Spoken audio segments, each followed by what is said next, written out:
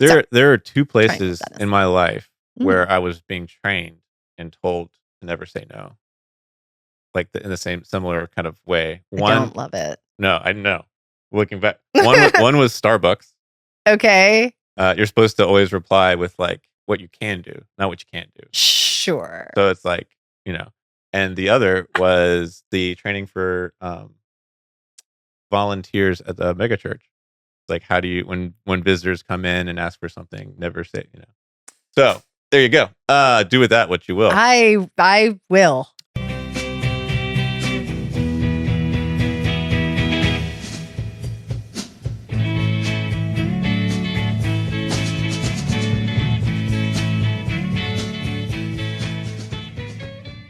Welcome to Cult Favorite, the podcast that never loses a box of keys to $2 million worth of houses.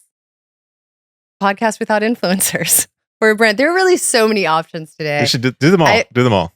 Podcast without influencers or a brand. The podcast that will offer caution before you go hang with wild pigs, which I think is always a good, rule of thumb. That will never relegate you to a FEMA tent. Is that it? I don't know. Yeah. It will never serve you a cheese sandwich. The cheese sandwich. That's probably the most iconic. It's the internet photo that launched 1,000 memes. I'm Miranda Simmons. And I'm Mike Altman. I wonder, all right, everyone stop. If you're watching this, listening to this. Okay. Now guess based on that what we're talking about today. Write it down on a piece of paper. Hold it up. Sure. Put it to the side. Okay, now. All right. I feel like this is a good way to kick off our summer. Yeah. Our little micro summer series of conversations. Yeah. When we're not teaching, we're still doing work. We're engaged in projects. You're doing work. I'm trying. I don't know. We'll see. You are. And we are talking about Fyre fraud. Yes. From Hulu 2019. And I am very, very excited to have this conversation. I need to do the catchphrase real quick. I'm Mike Altman. I think I might have said it. And we're two religious studies professors trying to understand all of these cult documentaries that you can't stop binge watching. And while this is not a cult documentary per se, yes, I think it follows a very similar arc and it has some similar themes that we'll discuss. And it's made by Julia Nason, who made Lula Rich and Shiny Happy People, both of which we have discussed. Yeah. So now we are. Somebody email her and tell her about our show. I was just gonna say, like, we're completing the set. I want her to be our first guest at this point. We keep talking about having guests, but then you and I have too much to say to each other, and so we never end up making time. For a guest. But I think that would be useful. Tell me what you knew about the Fyre Festival. I remember this story sort of as it unfolded on Twitter, because I was very on Twitter. This was 2016. 2016. I was on Twitter a lot for various reasons. The platform formerly known as Twitter. Yeah, well, it was Twitter then. So it was Twitter, yeah. But yeah, this was nearing, it was kind of, honestly, I was thinking about the history of Twitter and how this is kind of one of the last great Twitter moments before it got worse and worse and worse.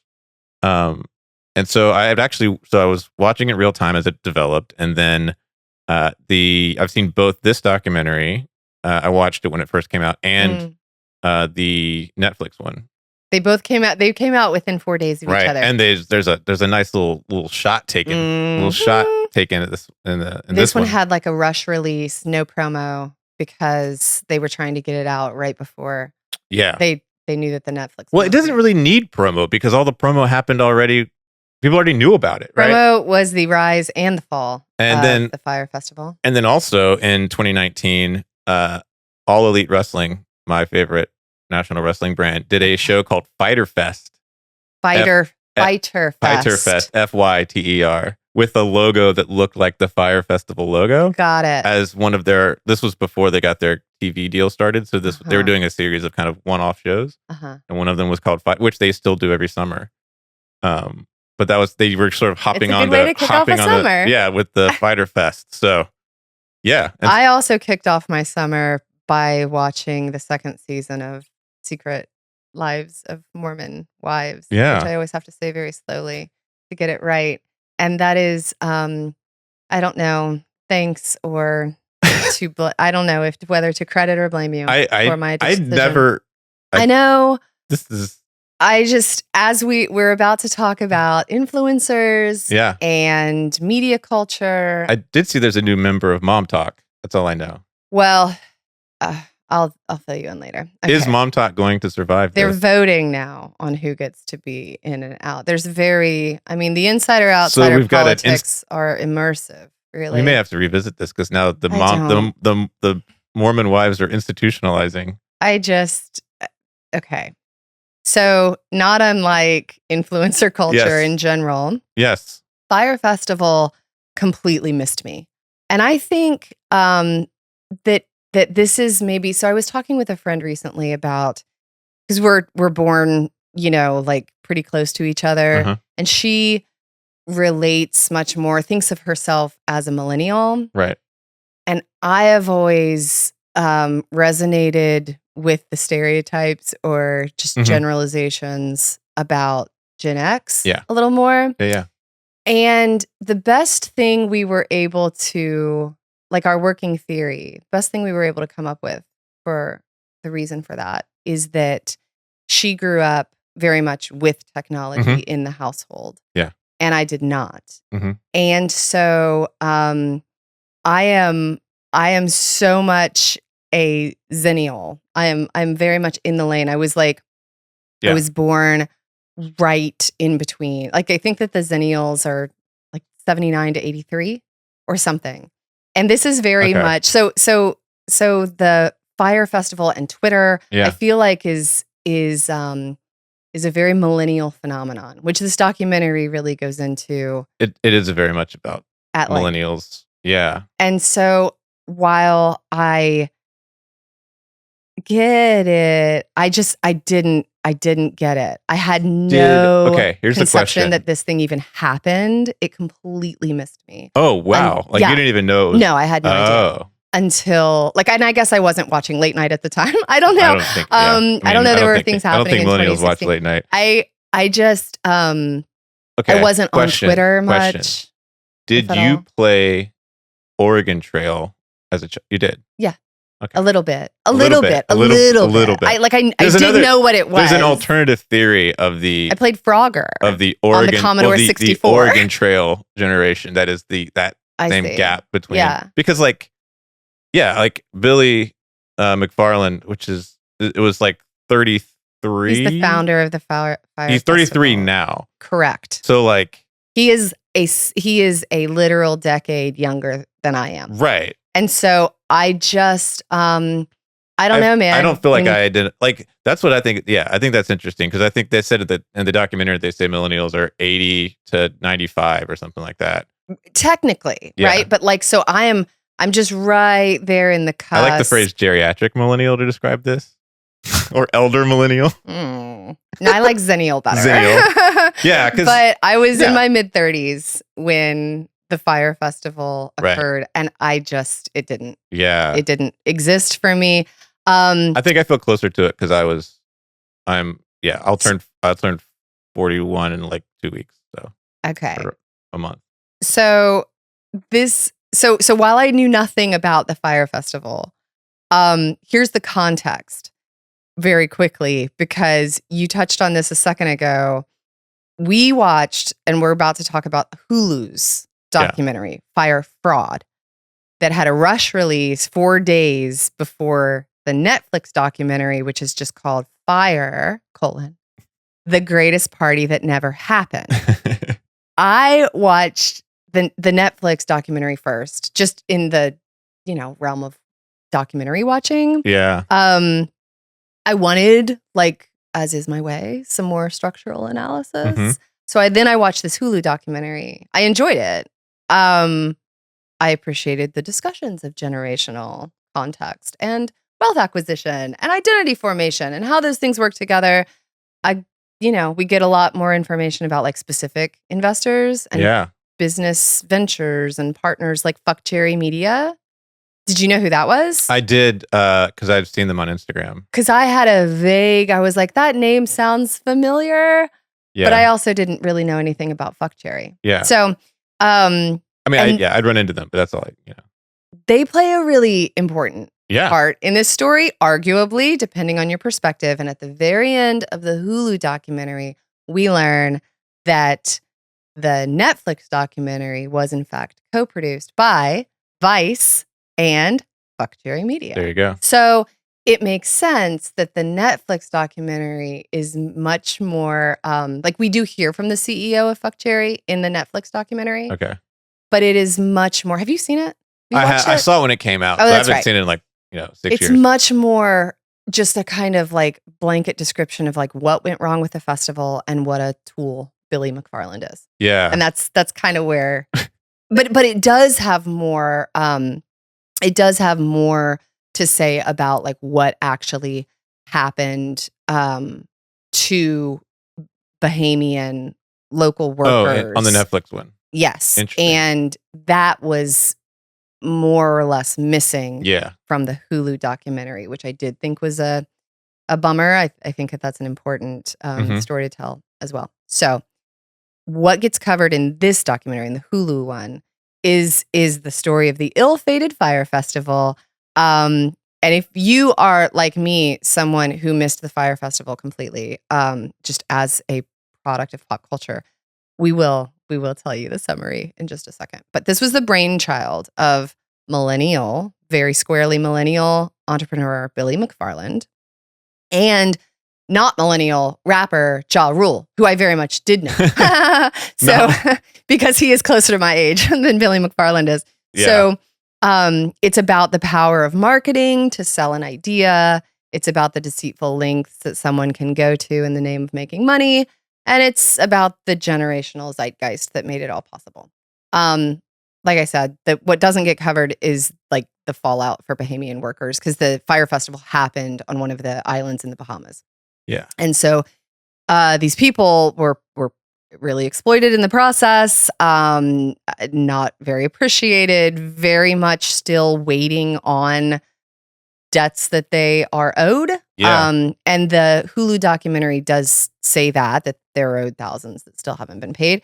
And we get a little bit on the front end from a reporter that talks about how like Billy McFarland, this kind of situation is not special or unique, that the Bahamas have like the proximity and visibility make that space what she calls a first stop shop for scammers. Yeah. So and the idea that like you kind of there's a specific sort of system and game that has to be played to do stuff in the Bahamas that you can't just like drop into. For sure. Yeah. But what ends up happening, but there is also a context there where you have these like high-end resorts juxtaposed with poverty, and like the way that those two things live in relation to one another means that there's a lot of like pay for play and kickbacks and stuff. Yeah. So the festival was supposed to be a promotional event for the Fyre app. Yeah. This is what Billy McFarland and Ja Rule created. It was like a talent. Well, Ja Rule didn't create it. He was kind of like the brand ambassador. Yeah. He didn't have a title technically, but he was very much one of the like a primary face of the Fyre app, which was supposed to be it was launched as like a talent booking app. Yeah. So you could go through, instead of having to like, it kind of cuts out the middleman.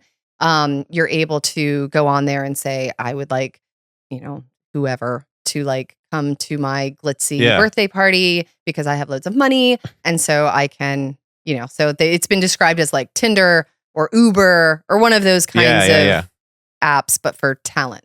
Yeah. So this was going to be a super exclusive music festival in the Bahamas.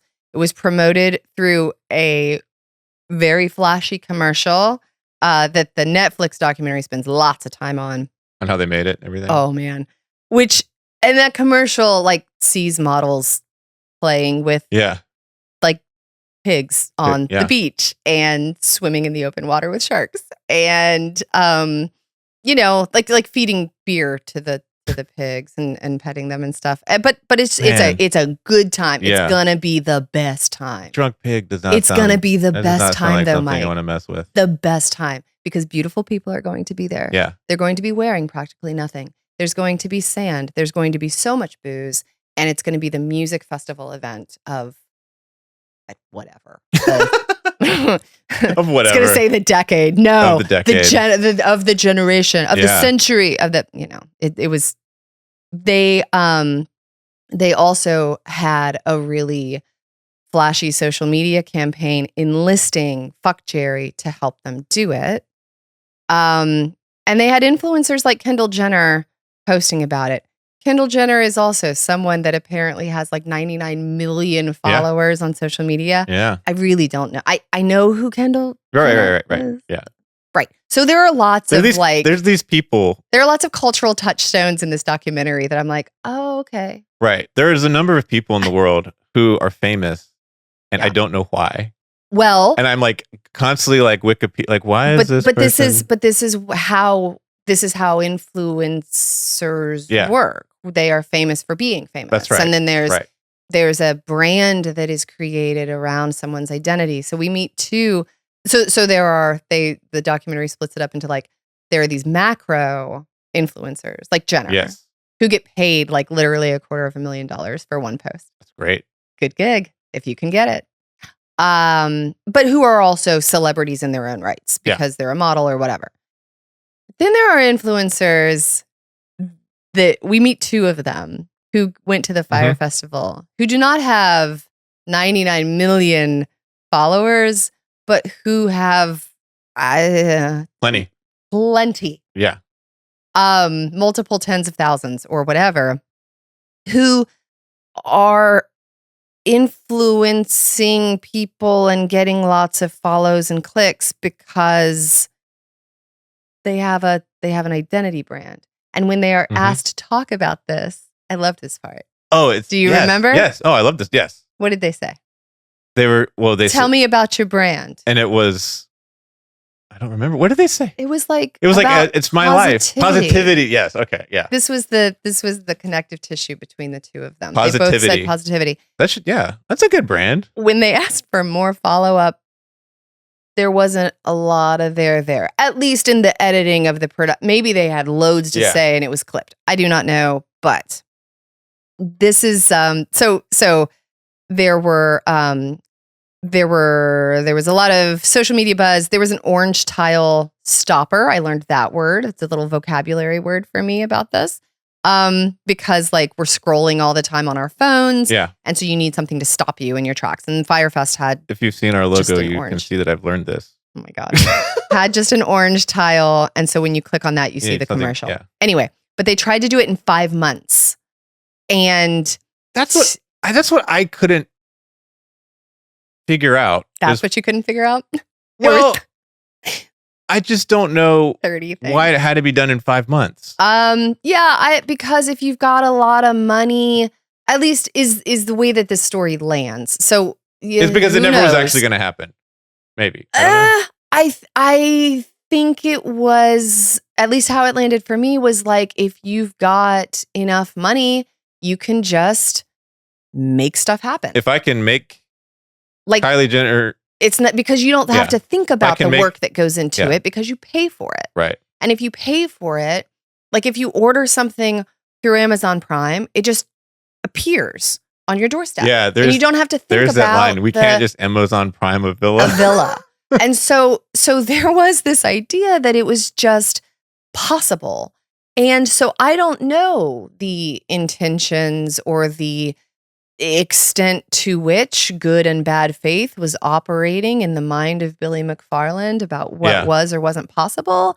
But they tried to do it in 5 months rather than like 12 to 18, which is typically, kind of the rule of thumb minimum for planning something this big. They shoot the video on Norman's Cay. It's part of the promotion that it's like, this is the island that was owned by Pablo Escobar, which has its own problems in so many ways on so many levels. But then it was like, no, you can't just do this on this island. They go island shopping. They decide to do it on Great Exuma. There is a little bit of infrastructure on Great Exuma. There's like a hotel and stuff, but they decide to do it on the same weekend. This was another question. Yeah. Like, why not just say, okay, we'll do the next weekend? I don't know. But they decided to do it on the same weekend where there's this big sailing event happening. One of the locals describes it as bigger than Christmas. And so there's not going to be the hotel rooms or the cars or there's just not going to happen. So the team starts selling, though, these like literally $250,000 villa packages for this super exclusive event. But the villas don't exist. The packages don't exist. They're selling an idea and they are marketing the idea. And you can take real money for an idea that is not yet real. One of the line that I wrote down, perfectly generic Fantasia. Yes. I love it. I love it. Yes.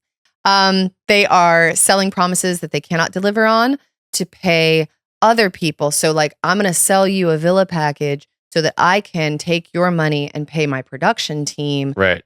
But I'm promising them something that then so it becomes this cycle.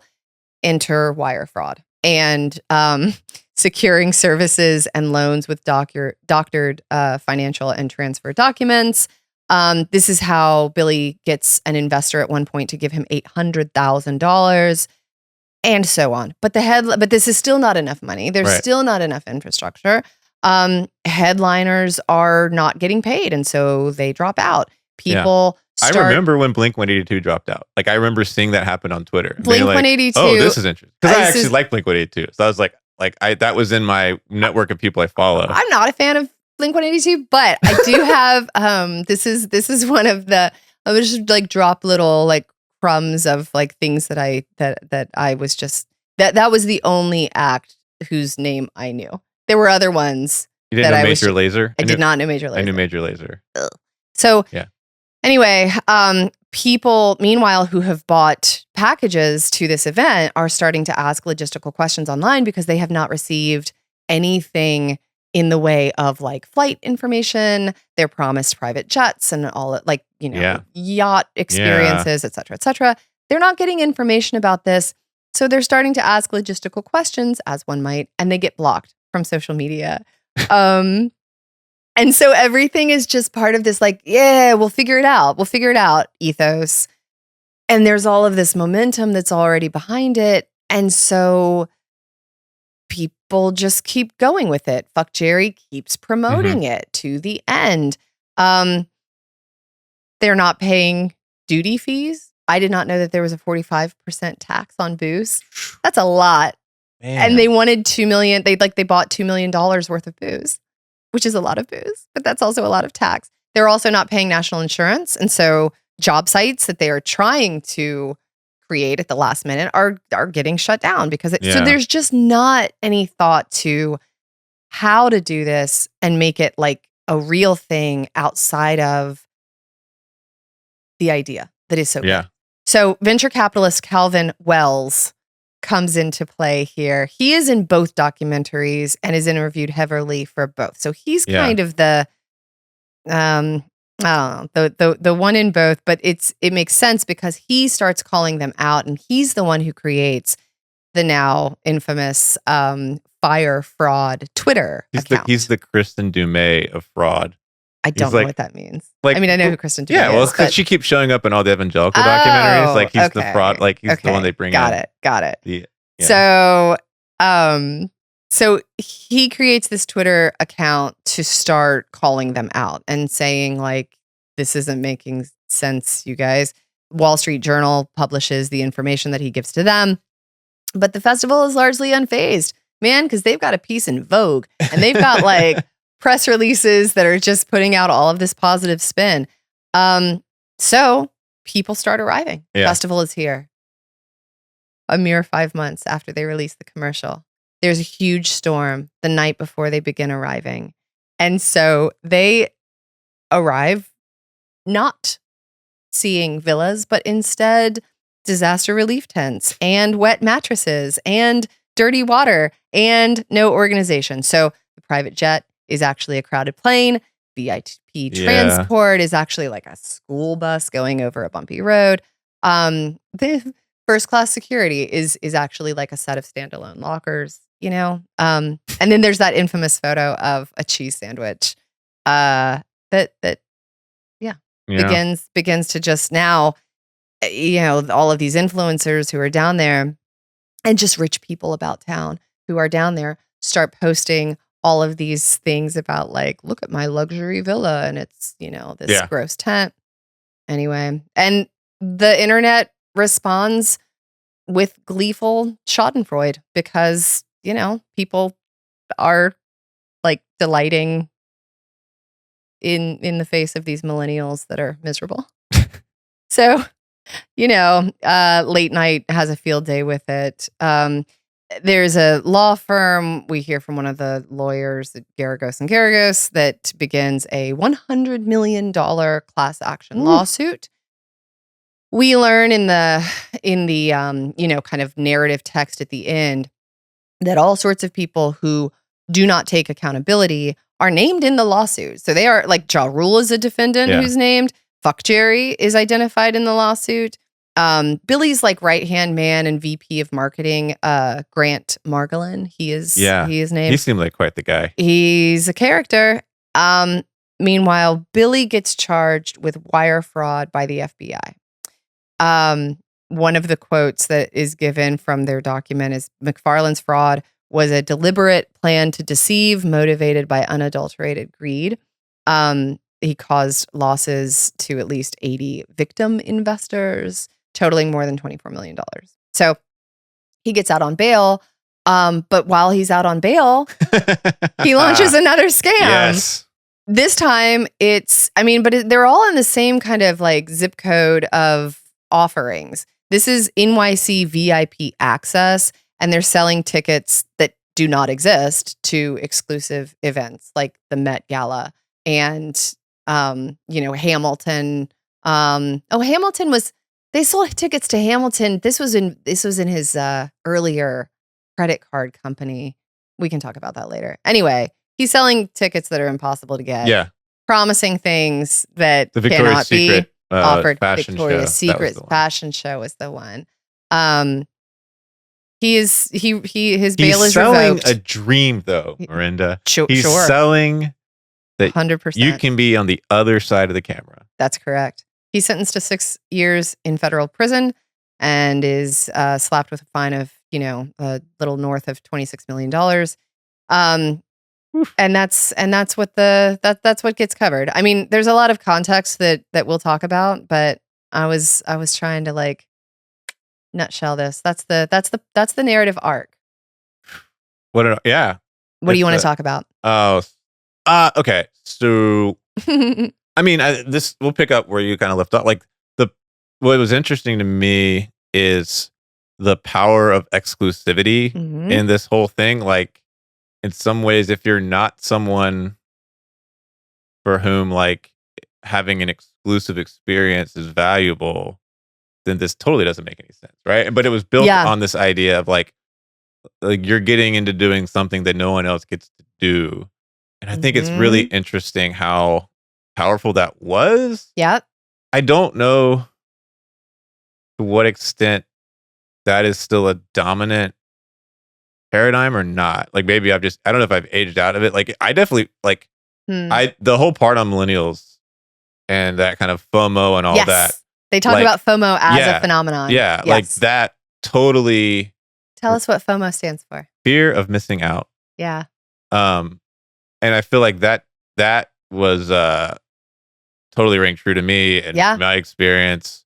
But I think and that kind of comparativism that drives the whole thing. Yep. But I don't know if that is still like the Firefest may have been. I wonder if it was at the beginning of a larger cultural trend, like away from that, where we kind of realize like all of it's Firefest. I don't, I think that at least for me, what rings true is when you said like that it's possible to age out of it. Yeah. Like I think that there is always an impulse, like we want to feel included and connected, but the extent to which that inclusion is a constitutive and primary part of our own identity. That seems like a thing that lives at a certain time of people's life. I mean, I don't want to generalize. I'm sure that there are people who are 75 years old with like chronic FOMO. I don't know. But I do think that the stock in trade, like the I think that there is a time when that becomes when that holds more value, like literal value. And it just so happens that the time in one's life when that holds considerable value is also a time in your life when, at least if you've got this kind of capital, you're able to spend a ton of time on social media. You're able to spend the money to go to these kinds of events. And this isn't, I think about like I remember coming out of the sort of 2008 financial crisis. So like in like 2012, 2013, there were all of these articles about how millennials, there's this sort of trope of the millennial who's come back to their parents' basement. Like that's how the whole thing, the documentary starts, right? It's like you're in your parents' basement.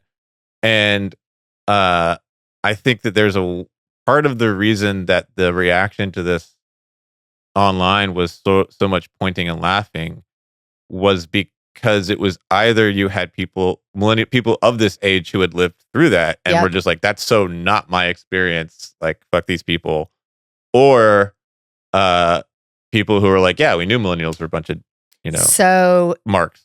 Gia Tolentino, she's a writer for New Yorker, used to be at Jezebel. She's interviewed in this documentary, and she has a lot of useful things to say, I think. But one of the things that she says early on, to your point, is a quote that I wrote down: millennials' understanding of the world has been shaped by extreme precarity.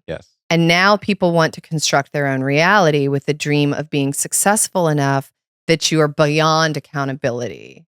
Billy McFarland is the person that is baked in that oven and comes out fully formed and does Fyre Fest. So if your general sense of being in the world is one that is framed by economic precarity, job insecurity, it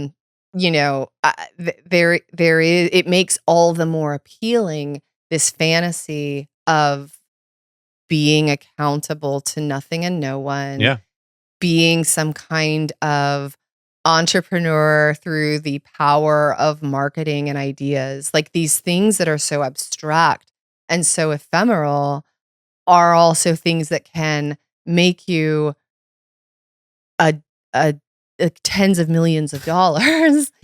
And so there is like, it's like the appeal to something that is the direct like opposite of what your reality actually is. And have you ever been to a music festival? Oh, sure. Because like that was also interesting was when they put this in the history of music festivals. Because and I don't know if there's a Coachella doc, but the little bit they had in this one about Coachella's change from starting out, because I know started off selling hot dogs. Now you can't afford it. Because like that was I've only been to one music. I went to the second Bonnaroo. Okay. I didn't have enough money to go to the first Bonnaroo. All my friends went. The second Bonnaroo, but it was the same. Like the thing about that is like, and this was before I guess MTV or Viacom or somebody bought it out like years later. But you didn't. It was the pitch was the exact opposite. Yes. It was not come to this luxurious place. It was like, you're going to be on a farm, right? In a tent. It's more like Woodstocky ethos. So my version of Bonnaroo, which I never went to Bonnaroo, but and I also never went to Lollapalooza, but that's where Lollapalooza lives in my head as a cultural event, as a musical like space that is this kind of like I don't know, peace, love, and understanding or whatever.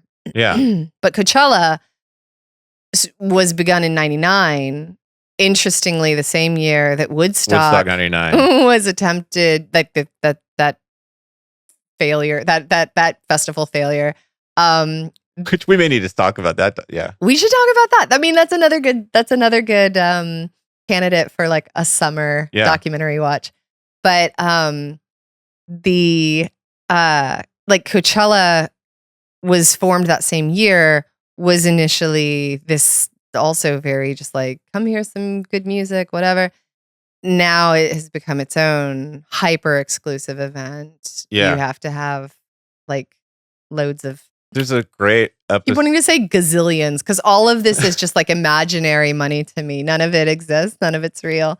It's all monopoly money. So I don't even know like what kinds of dollars to put in front of actual words because none of it makes sense to me.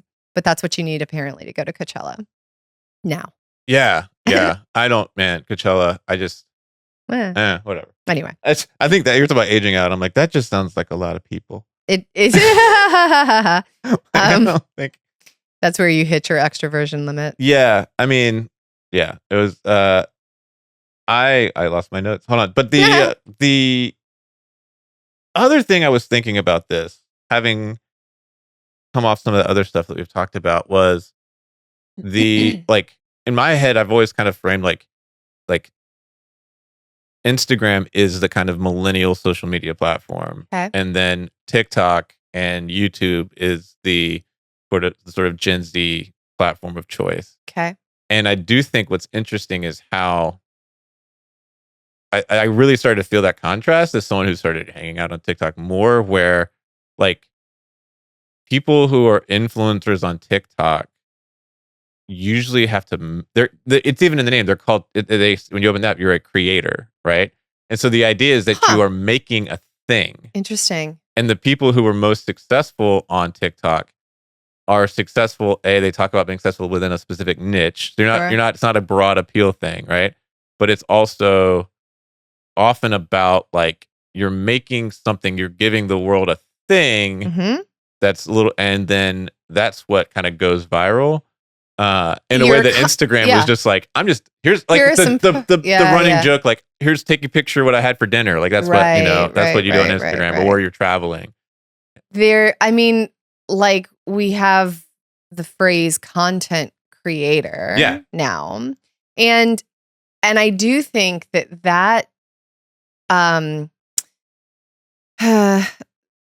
idea or that work is where we talked about this with the episode on Secret Lives of Mormon Wives, that like a lot of these influencers are not taken seriously because it's just you're getting paid to be pretty or whatever, because people don't think about, and we don't really have a sense of the kind of work that goes into creating content and what makes content that people want to watch. Right.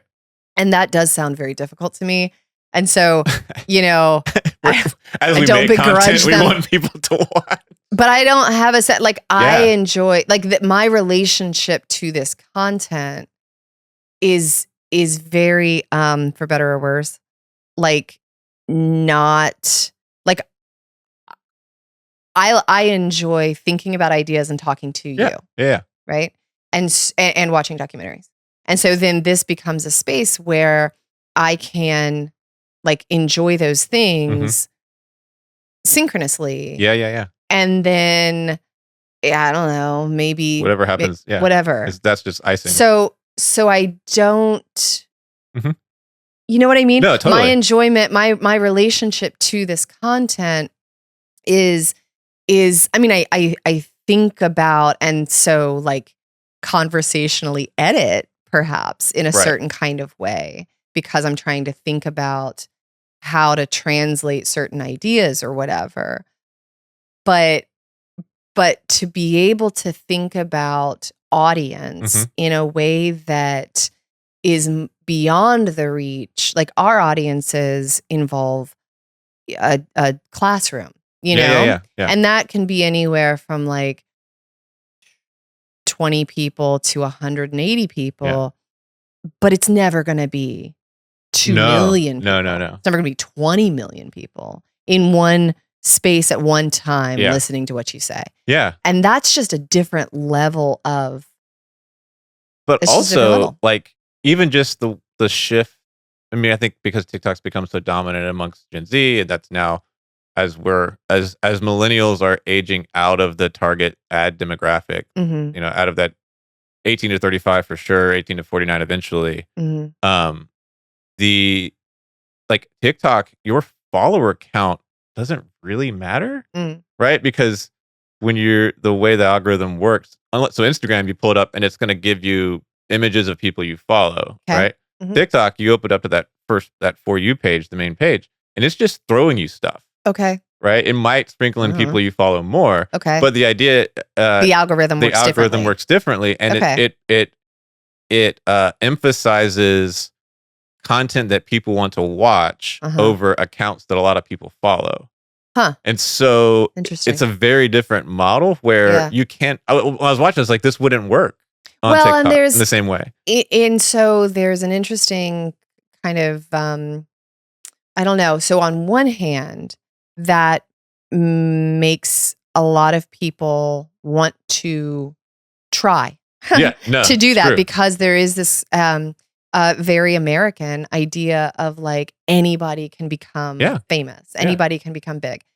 At the same time, though, the Fyre Festival and how it got promoted and what it became as an idea, I think is a really good example of how fame begets fame, how money begets money, how insular and exclusive. Even like, that was so funny. All of this still is. Aubrey McClendon. Like, it's a very non-democratic. Yeah, like Aubrey McClendon, the big investor, the VC investor who puts money into the credit card thing that Billy McFarland does, right? Yes. Who then gets indicted for fraud, right? Yes. So like Aubrey McClendon, it's very interesting. McFarland talked about him as this great entrepreneur. Oh, sure. But when you listen carefully, he is a grifter. Well, his parents were. He's the son of a rich person. Like, he didn't like. Sure. He didn't entrepreneur his way into this. 100%. You know, like, he was born into wealth. Our venture capitalist whistleblower truth teller, which, like, I'm glad, you know, that he did those things. But, like, you know, that is, you know, whatever. If you like Google a little bit, like, there's, I hope he's not defrauding people, but like, there is generational wealth. is everywhere. Everywhere. Every stone you turn over, there are just like pieces of generational wealth crawling out from under it. Like, I mean, so, and Billy McFarland is an interesting story in all of this, because he's a kid from New Jersey who has this, not rags to riches story at all, but very much this kind of, there's a real narrative interest in his psychology and what makes him tick, and how he thinks about this stuff and how he comes to be this thing. And such that we hear, you know, the story of him in second grade, where I thought that this was the grossest story, but I think it's presented as like being kind of adorable, that like this 8-year-old is placed next to a girl he has a crush on, is what he says. And her crayon breaks. And he says to a girl he has a crush on, "I'll fix your crayon if you give me $1." Right. Like, already out of the gate, there is not a like, "I will fix your crayon because I'm a nice guy," or because I have a crush on you, or because of like, it's like the way that his understanding of relationships works in relation to his understanding of personal gain is something that we see in this like little incarnation of a and then I don't think that's a true story. I think that's all. I think he made up that story because he thinks it makes it. I don't care if it's true or not. I know. You know I don't. But like, then it goes on to a, you know, I realized that I could hack into like the mainframe of the school's like Wi-Fi typewriters, whatever those things were called, and like block so he changes the password. Teachers are blocked out if he is to be believed. And yes, he does have a track record of telling untruths for sure. So maybe this is complete garbage, but even if whether it's true or not, it's a really like, oh my God, if you were a second grader I don't know. Like I could see a second grader getting in a hell of a lot of trouble for doing this. Are you kidding? Yeah. Like hacking the school's mainframe and blocking teachers from the system. Right. That's to then advertise your crayon repair business. That's really that's a remarkable violation. That's why I think it's made up, because you had to say who to see to get the thing. So someone's gonna be like this, like, I know, it doesn't matter. But as a story at all, I think it matters, because if it's made up, it just shows more deeply that in his mind, this is somehow articulating a series of values or strengths or positive traits about himself that he would be able to do this. Mm-hmm. Like, you don't make up a story about yourself and say it. And first of all, the fact that he said, I think either way, it's gross. It is gross. Yeah. Yeah. And then in like 5th grade, he has like 3 people in India working for him full time because of his whatever venture he was working on at the time. Then the one that really takes off, but not nearly to the extent that he says it does, because he has a, part of his like track record of lying is inflating, is their lies not by omission but by inflation. Like this company is worth this much money. No, it's not. This company has this many employees. No, it doesn't. But the one that does have some success is a credit card company called Magnesis that is not even it's literally a piece of it's a card that looks cool. It's made of metal. Yeah. And it piggybacks on on the credit card that you do have. Yeah. But it has nothing to do with like actual credit holdings. Yes. It's everything to do with perks that if you pay a membership fee to Magnesis, you have this metal card that looks very sleek. Yeah. And it gives you access to like a townhouse, apparently. A townhouse that then they get sued for trashing. The idea, it's a good idea, is like if you're young and in New York City, perhaps you're new to New York City, there's this colossus, and this gives you a way to plug in to, again, exclusive events. Yeah. That's where you can get Hamilton tickets. Yeah. That do exist, but it's like they don't exist in the way that he says they exist. It's like he would sell you a Hamilton ticket for some amount of money at the last minute if his employee, like this is the story one of his Magnesis employees tells, he would like go on StubHub or whatever and like buy up a ton of tickets at some crazy amount of money. And then that allows him to like give out the tickets, but then he uses that money to promise tickets to the something else. Anyway, blah, blah, blah, blah, blah. Yeah. I don't know. Well, it's like the whole thing is this, and I was wondering, like, because I said, like, why did he have to do this so quickly? And I think it must have had something. They didn't spell this out, or if they did, I missed it. But that like the Fyre app he had overvalued it in a variety, like when he was trying to get investors. Yes, he had overvalued the profits of it, and so I guess what the kind of underlying thing was, we have to do this festival to make money. Yes. Go back and actually prove the profits for the app that we're trying to get. So like, that makes sense. It is this ongoing, like in some ways that model of like what he was doing with the tickets and all of that. Yeah. It's just the same thing of like, we're always doing thing, B to pay for thing A, and then and way. And really just to kind of then skim off the top for his own lifestyle along the way. Yeah. So, I mean, one of the things that I find, one of the things that I find fascinating, but frustrating but I don't know, all sorts of things, is the we see it come up a lot in the documentary, but it's very much a example of a much broader phenomenon, I think, to do with like the vague, so vague, such vague retired that comes out of gazillionaires with ideas. I noticed that too. And so whether it's like, this timeline that's just gonna happen, or his and when he himself is talking about, and this is in retrospect, so he's had time to think about what this Fyre Festival actually is. He calls it he talks about the island and the idea as a year-round creative center. Yeah. That would culminate in an annual festival. Hell is a creative center. Well, it's musicians and artists and influencers and people being rich and creative together. Cool. What's going to happen? What's the product? It's a creative center. Right.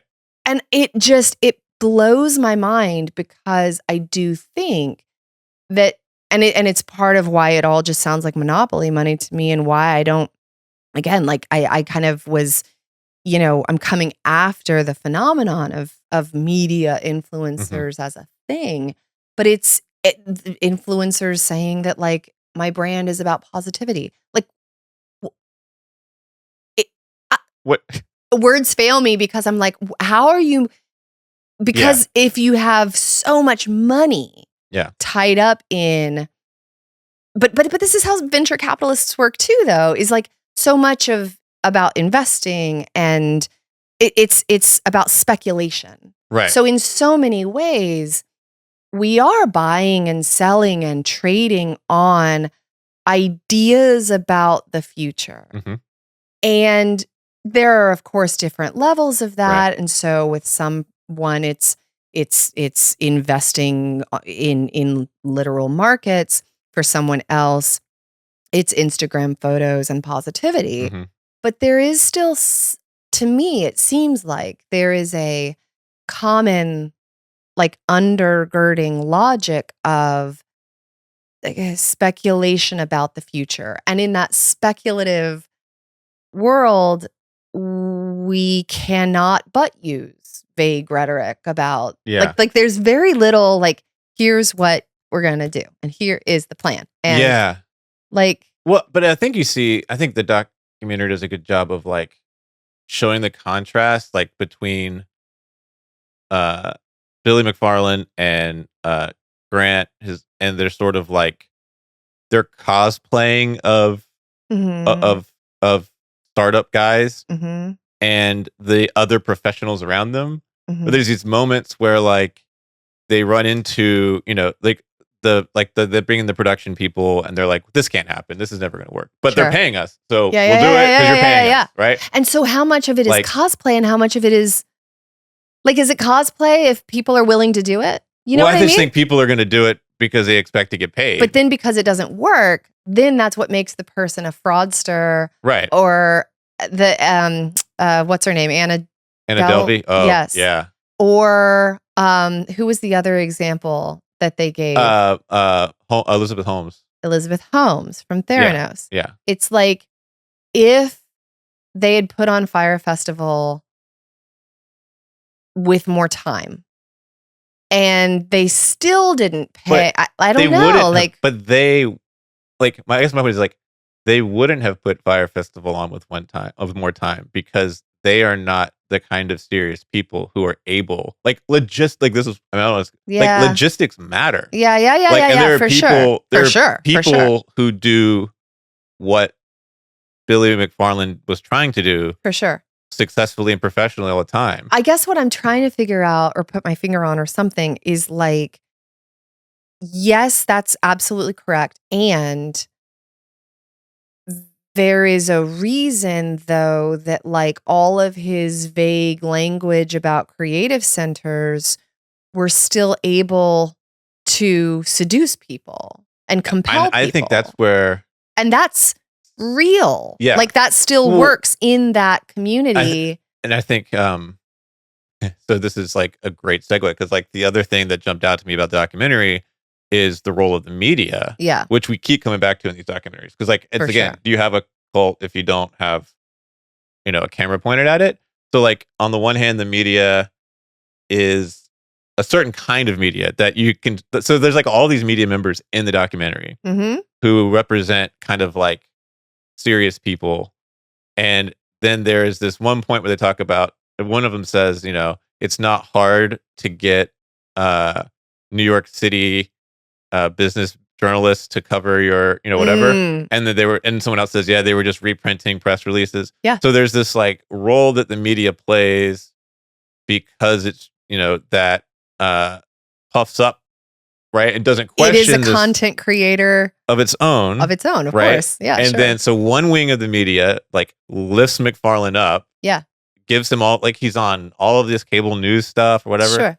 Sure. And then just so the other side of the media can come around after the fact and expose him, right? Well, yeah, and so there's like a way that, like, in the same way that oftentimes these, whatever these things that get called cults get lifted up by the media, and then when the whole thing falls apart, then the media is right there to film that. Well, because the media is also its own, like it is reporting on and thus following trends. Right. And talking about what, and so when the trends are on an upswing and doing well, then they receive positive press. And we bolster then the very people that then have like spectacular failures that then we report as inevitable because we now know that it's a failure. Yeah. So it's just this, one of the things that the idea that a cult needs, something called a cult needs a camera pointed at it, I think is, in our last conversation, we were talking about the idea that a cult is to do with power, not to do with religion. But of course, those two things are not easily disaggregatable because, like, because there is never like a set of discrete categories where those things operate in isolation. One of the things that I found interesting about this documentary, and why I think it works inside of that sort of conversation that we have that's ongoing, is that trajectory, that narrative arc of like, this thing could have been great.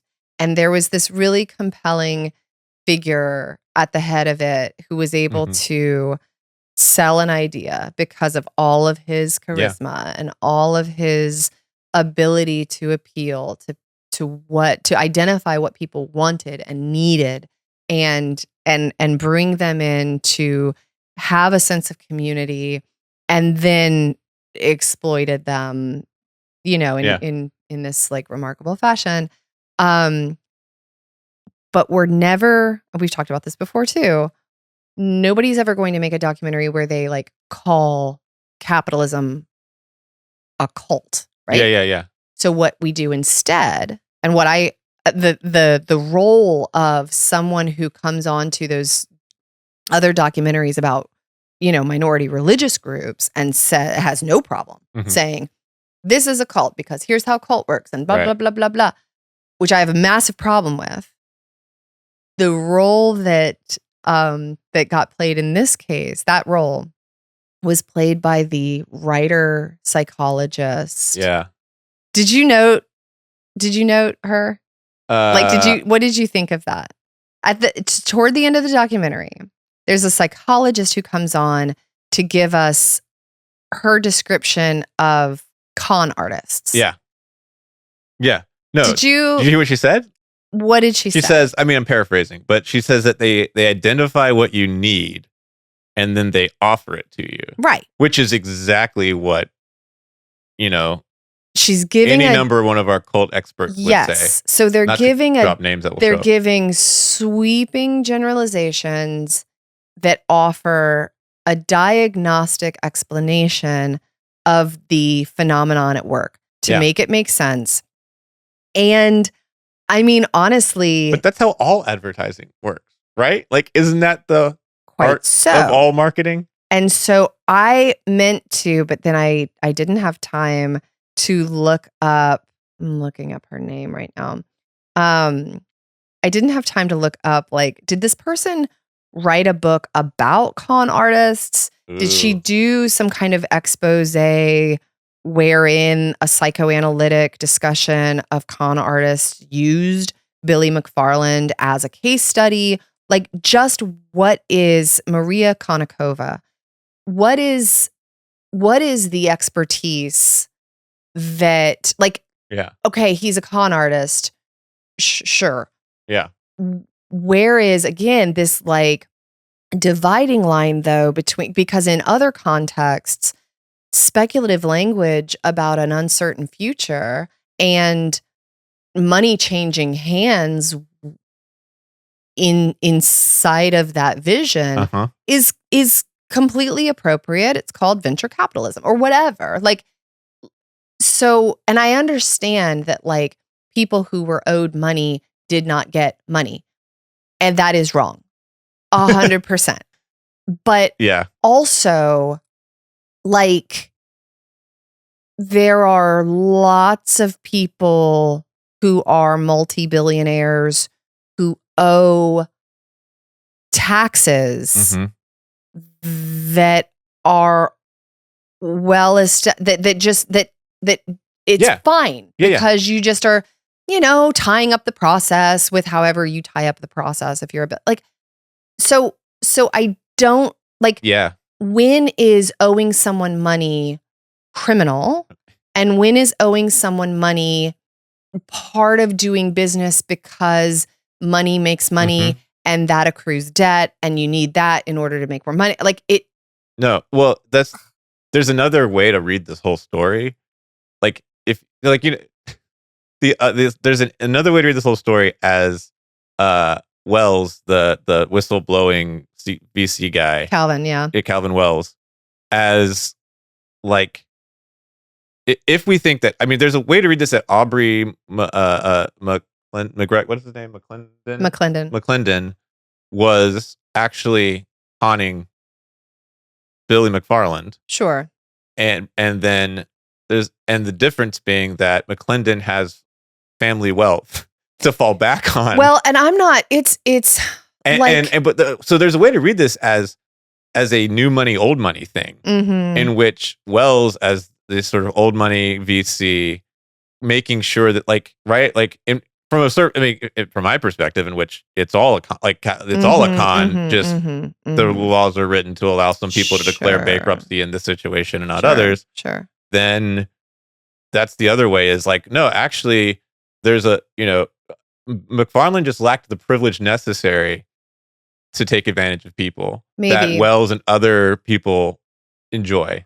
Maybe. Right? I mean, Wells ultimately gets indicted as well. Really? And stuff. Yeah. Oh, yeah. Oh, no. Oh, God. No, I was thinking we were talking about McClendon still. McClendon in my gets head, indicted. I was having a train of thought that was running. Out of the station, obviously, while you were talking, and I was still on McClendon. McClendon gets indicted. Yeah. Again, I hope Wells isn't defrauding people. Like, not that I know of. But like, I guess it's not to say, as ever, like, I absolutely think that McFarland should, like, he committed wire fraud and then lied about it and then lied to a law enforcement officer about it and continues to participate in ventures post, like, he's out of jail now. He served 4 years. He was sentenced to 6. He served 4. Yeah. While he was in prison, he like started a venture with a dude who then sued him after the fact because he didn't get like, and as of, I don't know, there was supposed to be like a Fyre Festival 2 that he was launching, and this guy just needs to like. But then as of like truck and literally last month, the Fyre brand was for sale. I don't know if it ever got bought or like what the status of that is, but like there is it isn't that like it's, I don't know. I just think that inside of a structure where speculation is its own, like it's the coin of the realm. Yeah. And so inside of that space, like I'm interested in where the boundaries are, like around when that becomes real. Mm-hmm. Yeah, And when the exploitation becomes a real thing. Yeah. And when it becomes like a future prognostication. Right.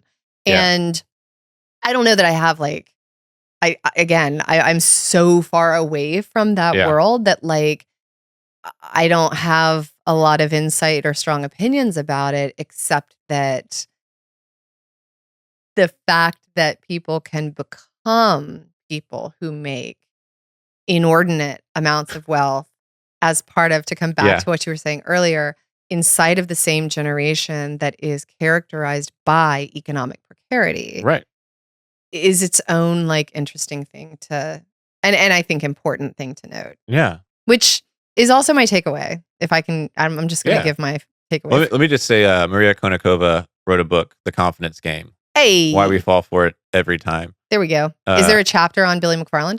No, it came out in 2016, so it was out before this happened. Okay. And then, but she's also a professional poker player. And I mean, I'm sure that there are lots of important insights that she had. Like, so I'm not trying to like say that anybody who has anything to say about cults or con artists or whatever, or just, again, like the identifications that we make and the classifications that we make, I think are part of this whole process that needs attending to. And I think that that's also where this is like my little moment of being an academic for the day, at least in a more overt way, is that I think that Pierre Bourdieu's concept of habitus could be useful here. Like, who is Pierre Bourdieu? Well, for my Aunt Donna, a sociologist and theorist who had a lot to say about modes of social formation. So we are always forming our social worlds. We're always, like building up a society, but we are also as selves being built by those worlds. And so there is this Mobius strip of social formation that is happening, rather than like, I am over here, I am making this thing, or this thing pre-exists and so it makes that. It's this constant interaction and intra-action. And so our sense of being, our own sense of being, like this is the, millennial who spends over 2 hours on social media. And so I have a certain kind of FOMO. And so my own identity is wrapped up in what I'm taking part in or missing out on. Like our own sense of individual being inside of that co-constitutive process of building and being built by is informed by our tastes and our sensibilities and our norms and our values and all of those things. But all of that is necessarily framed, in Bourdieu's rendering anyway, by economic status and a kind of economic situation, context that we are built into.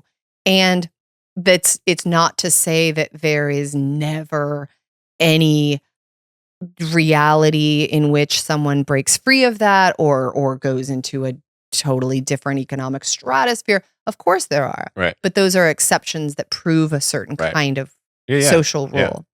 And I just think that that's important to think about, that as a structure and as a process is something that can help give us language to these really tangled phenomena. No, that makes a lot of sense. I think like to some extent, I think the economics of this are like, it's easy. Like the FEMA tents and the cheese sandwiches can hide, like, I think, sort of what's happening at the level of kind of economic status and class in all of this, in terms of both.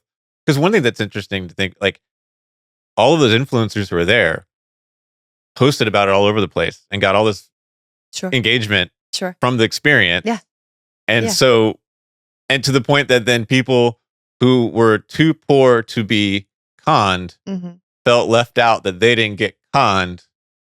Right? You know what I'm saying? Like, there's a whole thing of like, well, we were there. I experienced this, like, because it became this national thing all over the place. Even in its failure, it succeeded as being an exclusive experience that we're making documentaries about and talking about. Like, I now you have a story to tell about having been there, and I'm genuinely sorry for anybody's miserable experience with anything. I don't find the kind of, like, the Schadenfreude glee at, like, rejoicing at their misery. I think that is its own process that reflects a lot of these dynamics that are worth thinking about. Yeah. Anyway, what's your takeaway? I have two things. First one is, we've been working on this, like, one of the open questions I think that we're always coming back to, and here we are, like, what, 30 episodes in, is the kind of, like, rise of these, or the reinvigoration of the cult documentary in a kind of post 2016 world. And I think this as a kind of, there's an ongoing discourse about, like, what is the larger social trend that a number of things are taking part in politically and socially from 2015 to post COVID. And one is cults, one is conspiracy theories, and one is con men. And so I think this is a piece of that larger set of documentaries that are investigating, that are always, and they're a little inside of a true crime universe. And these are kind of there are moments where they are explicit about connecting it to the 2016 election in this documentary. But overall, like, in this, I think it fits that larger set of questions that come up, or that larger set of issues around conspiracy theories, cults, and con men, that I think kind of typifies that. So like the part of me that is kind of media history part of my head is kind of was like thinking about it in those terms.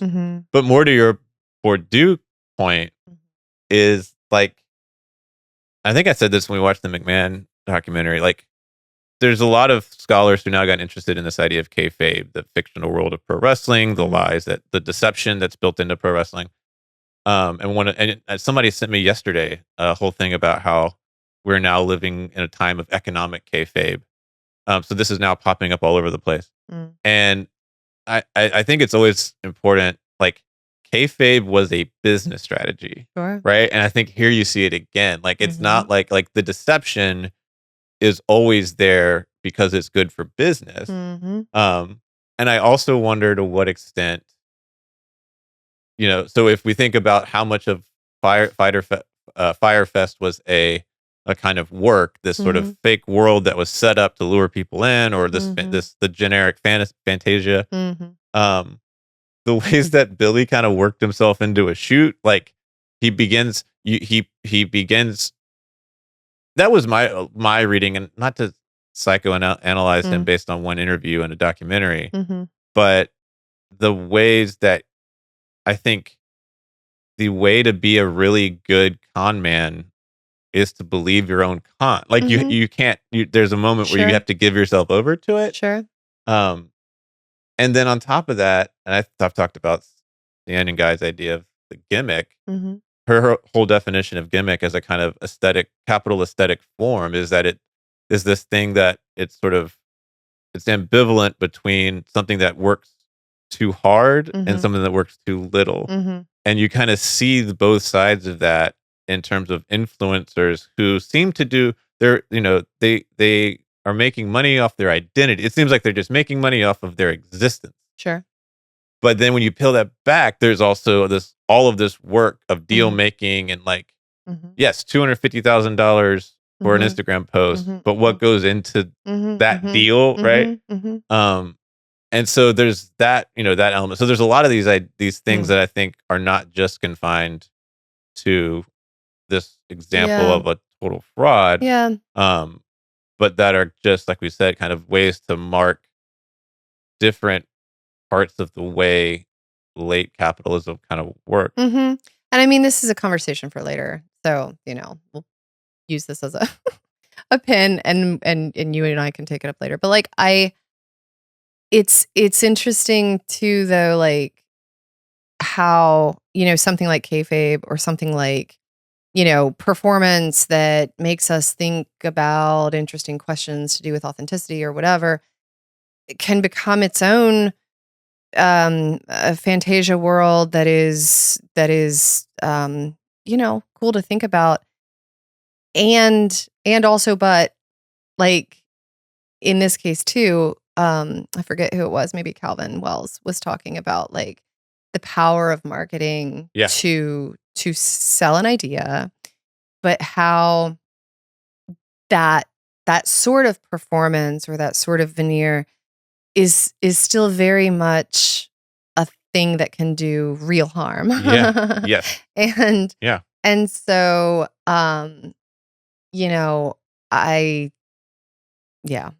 well, okay. I don't know. I've got lots of thoughts about that. So I'm gonna maybe we need to find an example of that side of it. I mean, I guess this is part of it. McMahon. Well, yeah. Like, I mean, I guess that's part of the thing, is that like that story was still able to be told as like this kooky guy.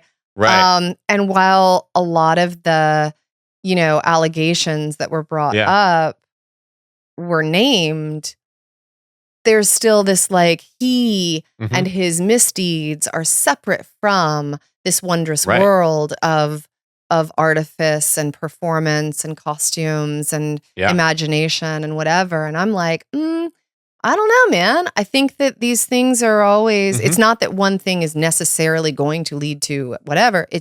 But I also don't think that it's very productive to siphon them out and separate them as if they are completely. The reason it took so long for anyone to actually do anything about all the variety of allegations against McMahon were because the media was like, oh, that's just that fake wrestling stuff. Exactly. So the kayfabe hid it away. Okay. What's your favorite?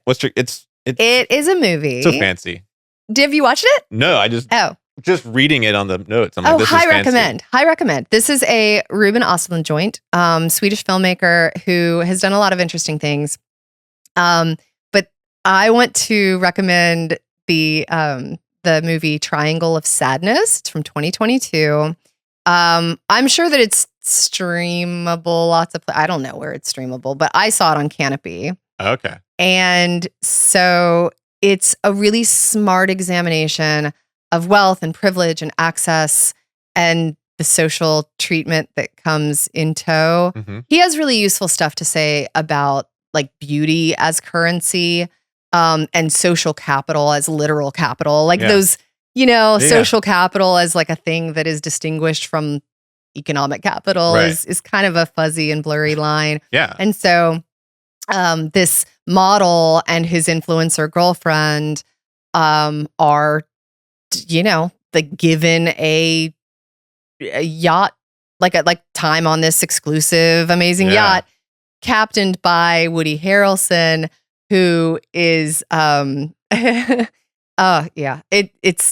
great. There are so many good scenes and moments, but an early one that's particularly relevant is a staff director on the yacht is like holding a meeting before the passengers come on, and she's like hyping everybody up, and there is this like most important rule is to never say no. You never say no to anyone. And so when someone comes up to Woody Harrelson and is like, I've noticed that the sails are dirty, and do you think you could clean the sails? He's like, this is a motorized vessel. We do not have sails. She's like, didn't we see sails and whatever? And it ends up like, I will have them cleaned. Someone who wants a staff worker to like go swimming, but she's on her shift and she's like, I don't want to. Okay. Like, be in the moment. Anyway, it goes into all sorts of interesting places. It's a long movie. It's like 2.5 hours long, but it's very well done. It's very interesting. And the end of it, so it's not just like, we have this, like with the White Lotus franchise. I was thinking of this in the back of my head. Right. Yeah. I've not watched the new White Lotus. One of the things, though, that I really like about this movie is that the end implicates its viewer in a really direct way, in ways that White Lotus, maybe we have like moments where we're able to kind of like see ourselves reflected back and like, oh, maybe we should think about the way that we, whatever. This is a very direct. We realize that we're complicit. Oh, it wouldn't be an episode if we didn't use that phrase. You have to, like, the ending is not a tidy narrative that tells you what happens. Like, you kind of, I don't think that that's too much of a spoiler. You kind of, it is up to your own narrative ethos. Yeah. Interesting. What happens in the film. There are two places in my life where I was being trained and told to never say no. Like in the same similar kind of way. I don't love it. No, I know. Looking back, one was Starbucks. Okay. You're supposed to always reply with like what you can do, not what you can't do. Sure. So it's like, and the other was the training for volunteers at the mega church. Like, how do you, when visitors come in and ask for something, never say, So there you go. Do with that what you will. I will. Thank you.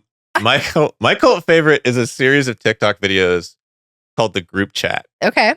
They're made by Sydney Joe, at that girl Sid Joe, and she plays every character. There must be 6. Okay. She plays every character in a series of TikToks. They're each a couple minutes long. All right. And they build on each other.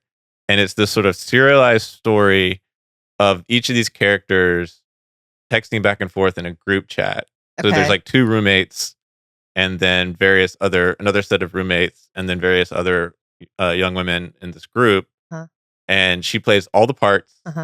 And they are, she now has 2 seasons of these. The first one is about a girls only dinner where one of the girls tries to bring her boyfriend. Okay. But it starts with that as like the initial conflict, and then becomes much bigger and more interesting, and all of these things unfold. And like, I was like, when I first saw it, I was like, this has to be twins, or because they all look similar, but she does her hair different and does these different outfits and things. And then season 2 is about a bachelorette party trip, which is ongoing. And like, it's such a great piece of like storytelling, such content a great creation. Yeah, it's but hard it's like, work. it's more than that though. Look, I'm not docking it. I'm saying that like, content creation is and like a thing to do. Right. And it all builds, and it's just such a unique way to use the medium. So if you go to her page, she has it all in like one playlist, and you can literally just start the first one. It'll automatically go through all of them. Right. And I had been seeing them in bits and pieces, and then the other night, we just watched all of them in a row, and it takes like, there's not long. It takes like 25-30 minutes, but it's just a remarkable example of like storytelling across a medium. So serialized, it's serialized storytelling. So go find that, watch it. I'm curious to see where I don't have a TikTok account. Yeah. This is how I bring it full circle too. Yeah. Well, we have a TikTok account. We do. So I guess I have it's TikTok a black box to you. By proxy. You're on TikTok, whether or not I know it or not. Yeah. That tracks. So, all right. Thanks for listening to Cult Favorites. This was fun. Happy summer, Mike. Yes. Summer. Well, what's today? Thursday is the last day of school. So 2 more days. All right. Children are out of school. Okay. But yeah, we mentioned the TikTok. Find us on TikTok, Instagram, YouTube at Cult Favorite Pod. Special thanks to the Department of Religious Studies at the University of Alabama. And we'll see y'all in a couple weeks. Next time. Happy summer.